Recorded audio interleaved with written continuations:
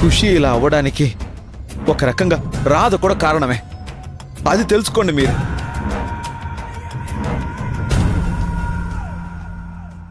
ఇంకొకసారి తన పేరు శ్యామ్ సార్,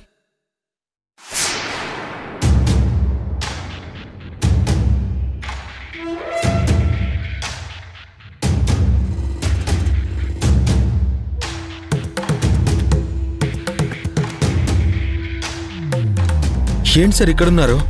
ఎవరికేమైంది? ఖుషీని అడ్మిట్ చేశాం. ఖుషీనా?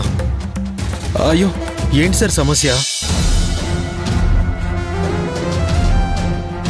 కబోర్డ్లో దాక్కుంది. అది లాక్ అయిపోయింది. లోపల ఊపిరాడక స్పృహ కోల్పోయింది. కబోర్డ్లో ఎందుకు దాక్కుంది? మీరేమైనా తిట్టారా తనని? శ్యామ్ నందినిని పెళ్లి చేసుకోవడం ఇష్టం లేక అలా చేసింది గోపాల్. అయ్యయ్యో పాపం, తెలియకుండా ఎంత ప్రమాదం కొని తెచ్చుకుంది. సార్, ఇప్పుడు ఎలా ఉంది ఖుషీకి? డాక్టర్ ట్రీట్మెంట్ చేస్తున్నారు. ఇంకా ఏం చెప్పలేదు. కంగారు పడకండి సార్, ఖుషీకి ఏం కాదు. మీలాంటి మంచి వాళ్ళకి ఆ దేవుడు చెడు జరగనివ్వడు. మీరు ధైర్యంగా ఉండండి. ఖుషీ సేఫ్ అని డాక్టర్ చెప్పే వరకు నేను ధైర్యంగా ఉండలేను గోపాల్. ఏంటి సార్ మీరు చిన్నపిల్లల్లా కన్నీళ్లు పెట్టుకుంటున్నారు? ఖుషీ చాలా హుషారైన అమ్మాయి. కాసేపట్లో కోలుకుంటుంది, చూడండి. అవును, నువ్వేంటిక్కడ? పక్క వీధిలో డ్రాపింగ్కి వెళ్తుంటే రోడ్డు మీద ఒక యాక్సిడెంట్ జరిగింది. యాక్సిడెంట్లో గాయపడ్డ వాళ్ళని తీసుకొచ్చి అడ్మిట్ చేశాను.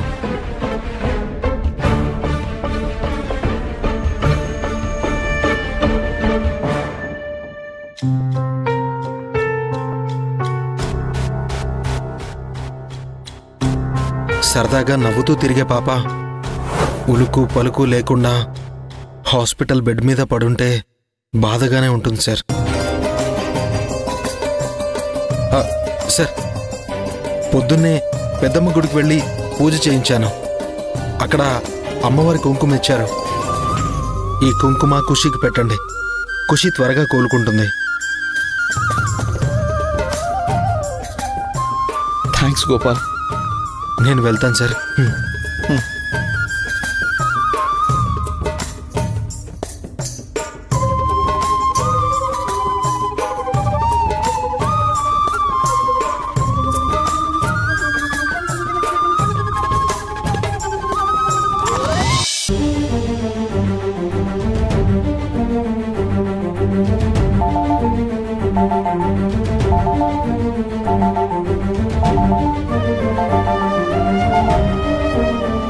హలో రాధ గారు, ఏం చేస్తున్నారు?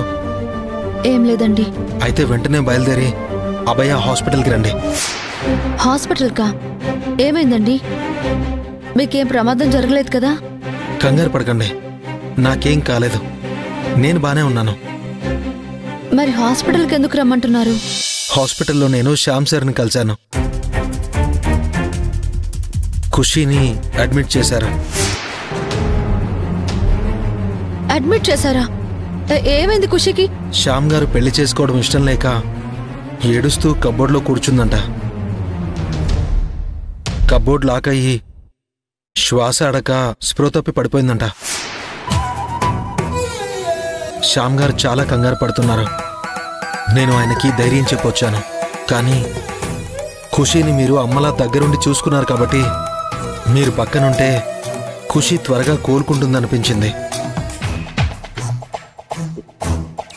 విషయం తెలిస్తే మీరు బాధపడతారని నాకు తెలుసు. కానీ ఇలాంటి టైంలో మీరు శ్యామ్ సార్కి తోడుగా ఉంటే మంచిదని చెప్తున్నాను.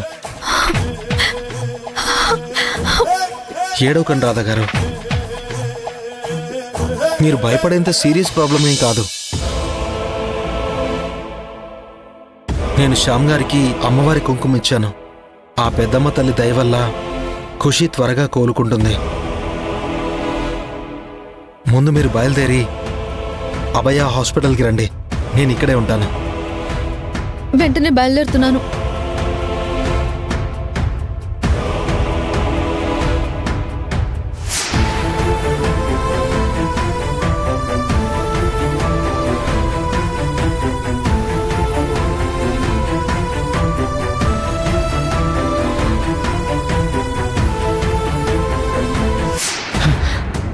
డాక్టర్ ఖుషి కండిషన్ ఏంటి? She's out of danger.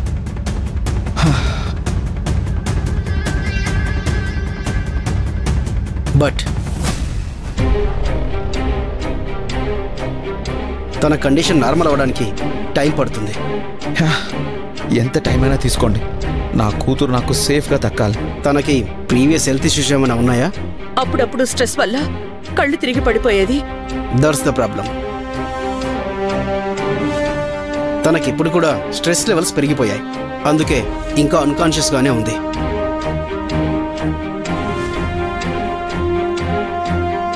కానీ ఇంత చిన్న పాప స్ట్రెస్ ఫీల్ అవ్వడం ఏంటి?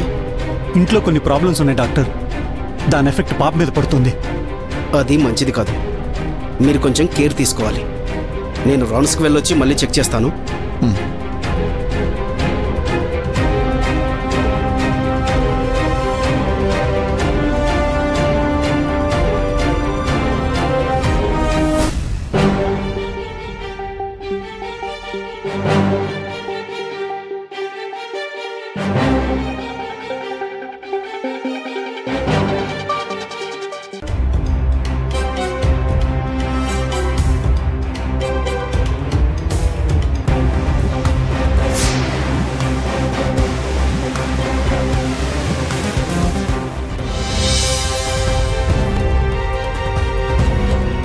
శ్యామ్ గారు, ఖుషికి ఎలా ఉంది? అసలు ఏం జరిగింది? ప్రమాదం ఏం లేదు కదా? నువ్వెందుకు వచ్చావు ఇక్కడికి? ఖుషి హాస్పిటల్లో ఉందని తెలిసాక రాకుండా ఎలా ఉంటాను సార్? తను ఎక్కడుంది? నేను ఒకసారి ఖుషిని చూడాలి. చూసేం చేస్తావు? ఉన్న ప్రాణాలు కూడా తీసేస్తావా? ఏం మాట్లాడుతున్నారు సార్? చాలు తల్లి, నీ వల్ల జరిగింది చాలు, దయచేసి వెళ్ళిపో. రే శ్యామ్, రాధ ఏం చేసిందనరా అలా మాట్లాడుతున్నావు? అమ్మా ప్లీజ్, నువ్వు కాసేపు సైలెంట్గా ఉండమ్మా. రాధకి సపోర్ట్గా మాట్లాడితే బాగోదు. నన్ను ముందు ఖుషిని చూడనివ్వండి, ఆ తర్వాత నన్ను ఏమనాలనుకుంటే అది అనండి, పడతాను. నా కోపం కంట్రోల్ తప్పక ముందే మర్యాదగా ఇక్కడి నుంచి వెళ్ళిపో. వెళ్తాను సార్, నేనేవి ఇక్కడ ఉండడానికి రాలేదు. ఒక్కసారి నన్ను తన దగ్గరికి వెళ్ళనివ్వండి. ఒక్కసారి నిన్ను తనకి దగ్గర చేసినందుకే నేను అనుభవించిన నరకం చాలదా? ఇంకా ఎంత చిత్రవద చేయాలనుకుంటున్నావు? మీరెందుకు నన్ను ఇలా నిందిస్తున్నారో నాకు అర్థం కావడం లేదు. నేను మీతో గొడవ పడ్డానికి రాలేదు, ఖుషిని చూడ్డానికి వచ్చాను.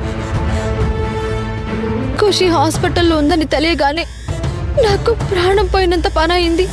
ఆహాహాహా, ఏం నటిస్తున్నావు? నటించడం ఏంటి సార్? నేనెందుకు నటిస్తాను? మీరు కంగారులో ఏదేదో మాట్లాడుతున్నారు. 5 నిమిషాలు నేను ఖుషిని చూసి వెళ్ళిపోతాను, అంతే. ఆగో.